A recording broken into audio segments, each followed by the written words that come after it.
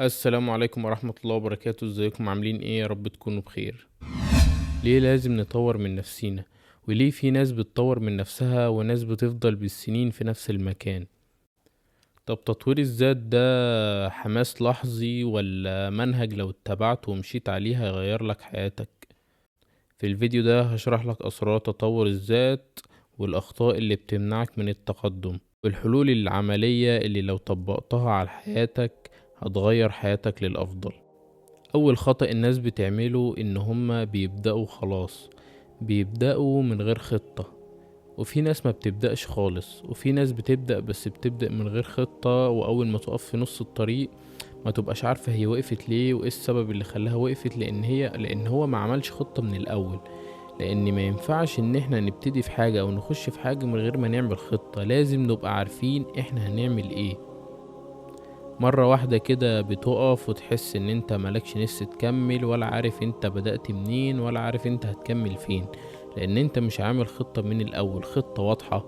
مثلا عايز احقق مبلغ معين على مدار الشهر، عايز اوصل لهدف معين على مدار ال5 سنين الجايين، على مدار السنتين الجايين، وهكذا. وتاني خطأ بقى الناس بتقع فيه وهو التحفيز. معظم الناس بتشتغل بالتحفيز. يعني لو هو متحفز تلاقيه قايم وعمال يشتغل على نفسه وعمال يقطع الدنيا، واول ما يبقى ملهوش نفس يعمل حاجة تلاقيه قاعد ومكمل زي ما هو، لان هو بيشتغل بالتحفيز. المفروض ان احنا بنشتغل بالانضباط مش بالتحفيز، لان التحفيز ده يعتبر كدبة. لو مشينا ورا التحفيز يبقى مش هنتحرك. انت مش بتتحفز غير لما تشوف فيديو او حاجة او تيجيلك طاقة كده مرة واحدة انك تقوم تشتغل على نفسك، لكن غير كده انت ملكش نفس تشتغل على نفسك اصلا. فالانضباط هو اللي بيوصلك للي انت عايزه مش التحفيز. لو مشيت ورا التحفيز يبقى انت مش هتوصل. لازم تتطور، لازم تتطور وتطور من حياتك في كل جوانب حياتك. تتطور من نفسك ماديا، صحيا، دينيا. لازم تطور نفسك، لازم تتعلم. حرفيا في ناس تشوفهم بعد 5 سنين يبقى هم في نفس المكانة، في نفس المادية، في نفس الجسم، في نفس كل حاجة، ما بيتحركوش حرفيا. انزل الجيم واعمل فلوس وصلي وتعلم لغات وخد كورسات. طور من نفسك على قد ما تقدر، ما ينفعش تبقى واقف مكانك. طول ما انت بتتعب صدقني هيجي يوم وتوصل، صدقني هيجي يوم وتنزل شارع الحظ. لان انت مفيش حد تعبه بيروح على الفاضي.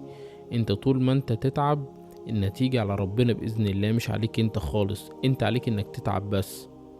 وما تقولش انا هشتغل على نفسي لما يجي الوقت المناسب، لان مفيش وقت مناسب حرفيا. لو هنستنى الوقت المناسب يبقى احنا كده مش هنبدأ. لازم بعد 5 سنين تبقى شخص غير اللي انت عليه دلوقتي. وخليك في نفسك، وكل اسبوع او كل شهر تابع تقدماتك، وما تقارنش نفسك بحد. قارن نفسك بنفسك الاول وبس.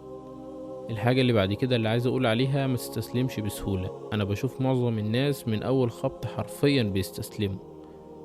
وما تحاولش تعمل تغير كبير مرة واحدة في حياتك. مفيش حاجة بتتغير مرة واحدة كده، بالذات عاداتك. يعني في ناس يبقى مدمنين على عادة مثلا بقالهم 5 6 سنين، ومرة واحدة كده يقولك انا عايز ابطلها. ما انت هتقع، انت كده كده هتقع. فمفيش حد بيعمل كده.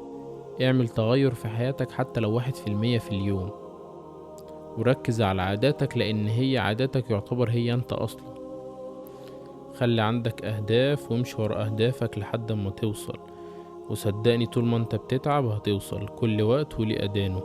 والحاجة اللي بعد كده لازم تحيط نفسك بناس كويسة، لازم تحيط نفسك بناس ناجحة، لأن كل واحد محصلة الناس اللي بيقعد معاهم وبيقضي معاهم وقته. فكك من التفاهات والقعدة على القهاوي والحاجات اللي بتشدك لتحت.